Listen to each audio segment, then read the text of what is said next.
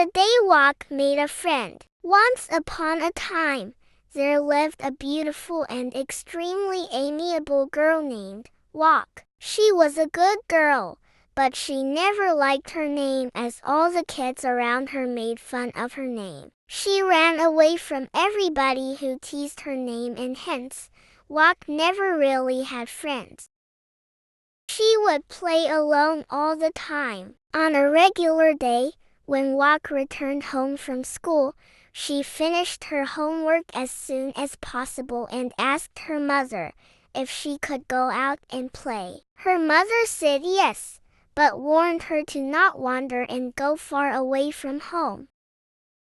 Walk was happy that day. She went to her favorite spot near the river running just behind her house. Walk had this theory that wherever the river was splashing and moving, it meant that the river water was taking to her. Walk spoke back to the river in her own little weird way.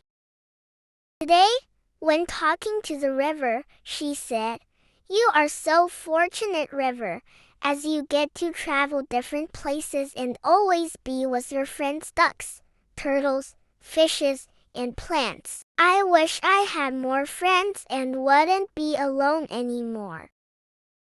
When she was bored talking to the river, she would pick up stones from nearby and try to skip them across the river like her dad. However, she would fail most of the times.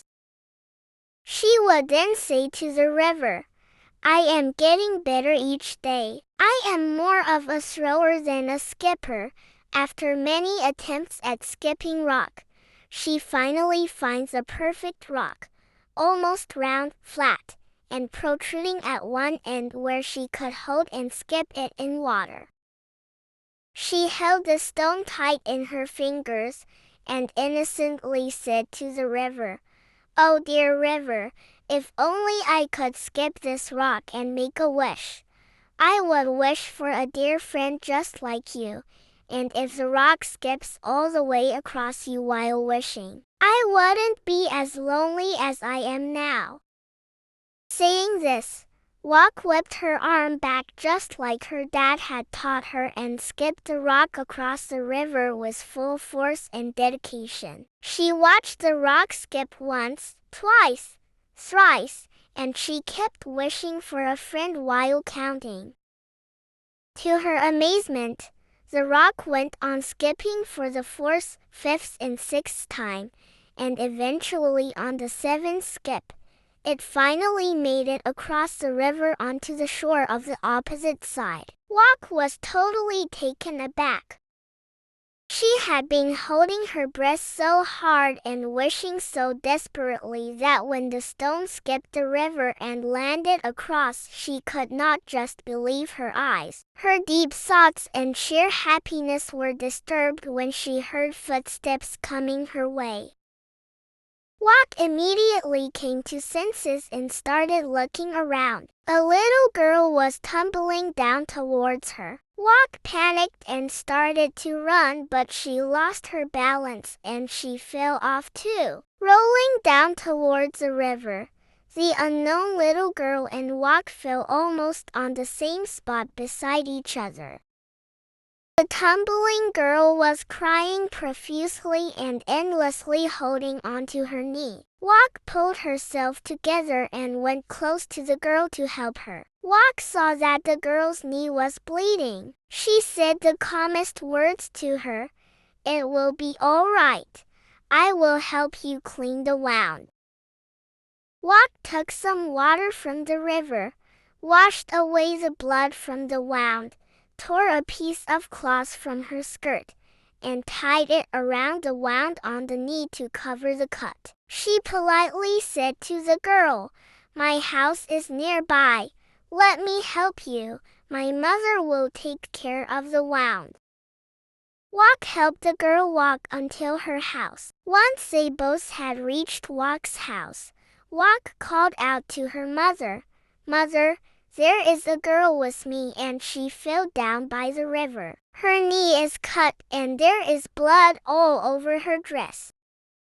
On hearing this, Walk's mother came running out of the kitchen with the first aid box. She made the little girl sit on a couch and started cleaning the wound. She cleaned her knee with an antiseptic and applied colorful bandages to lighten up the girl's face. She then inquired the girl, asking her where she lived. The girl promptly told Walk and her mother that she had just moved in a house probably next door. All the houses looked so similar that she mixed up the one she lived in. Walk gasped and felt a hint of joy think about her wish. The little girl looked at Walk and asked, "What is your name?" Walk was stunned and scared to tell her name because she did not want the girl to make fun of her name like other kids. However, Walk's mother replied, "Her name is Walk and I am glad she could help you." On hearing this, the little girl began to laugh and almost happened to fall on the ground. Walk felt the pinch and she was on the verge of breaking into tears. Walk closed her eyes and said to herself, "Is this the friend I get in return for my wish?" Just then, the girl stopped laughing and voluntarily said, "I am sorry for my manners, but it is absolutely funny as my name happens to be Run." Walk gave a surprised look to her new friend and almost broke into laughter herself. Just to make sure, she asked Run whether her name was seriously Run, and she was not trying to make fun of her. Run reassuringly said to Walk, "You helped me and wiped my wound. Why would I ever lie to you or even make fun of you?" Listening to these words, Walk felt tremendous happiness and was filled with joy. Her wish to the river had come true, and now she had a very good friend named Run. Walk would never forget that day. It was the day Walk and Run became the best of friends forever.